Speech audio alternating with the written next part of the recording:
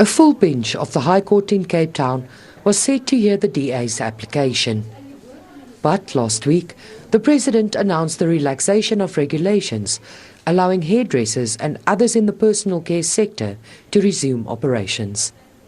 The DA says Section 22 of the Constitution, which guarantees the right to earn a living and freely trade, was violated by the initial ban. It says the relaxing of the regulations does not negate its case. A state of disaster does not mean that the Constitution is suspended. It means that certain rights are curtailed but not suspended.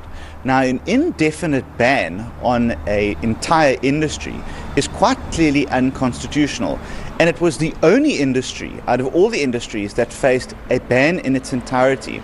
And when we look at the regulations that were finally published, they are exceptionally generic in their nature. They include mask wearing, sanitizing and washing of hands.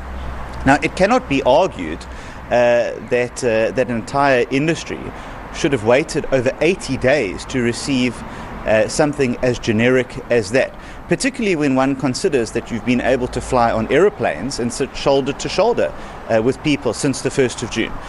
So that argument just simply doesn't hold water, and that's why we're going to continue to pursue the constitutionality of this matter so that we set these important legal precedents going forward and that people's constitutional rights are not abused by power-hungry ministers.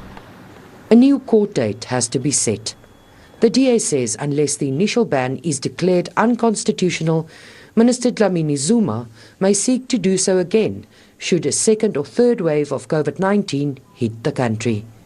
The party says it wants the court to rebuke her for what it calls her unconstitutional behaviour. Mariska Botha, SABC News, Cape Town.